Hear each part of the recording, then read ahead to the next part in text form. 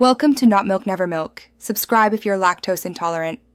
You start by confirming the keyboard model and whether it's under warranty, because that affects repair options.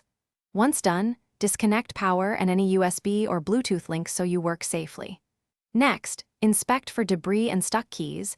Use compressed air and a flashlight to see under keycaps.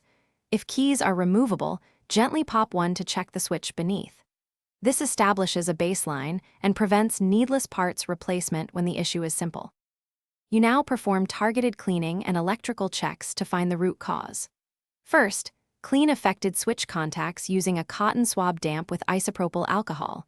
This removes oxidation and contaminants. Then, test individual switches with a multimeter or dedicated switch tester to confirm continuity when pressed. Once you've identified bad switches, reseat or replace ribbon cables and inspect solder joints under the controller. You finish by replacing the failed part, either the individual switches, stabilizers, or the PCB assembly, because continuing with damaged components only delays resolution. Carefully reassemble the keyboard, reconnect it, and perform a full key scan or diagnostic software pass to verify every key registers. If keys remain unreliable, make sure to back up profiles and reinstall firmware or keyboard drivers, since corrupted firmware can mimic hardware faults.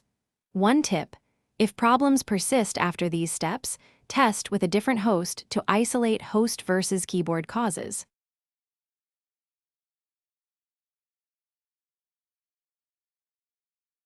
Thanks for watching. If this was helpful, leave a like and consider subscribing. See you next time.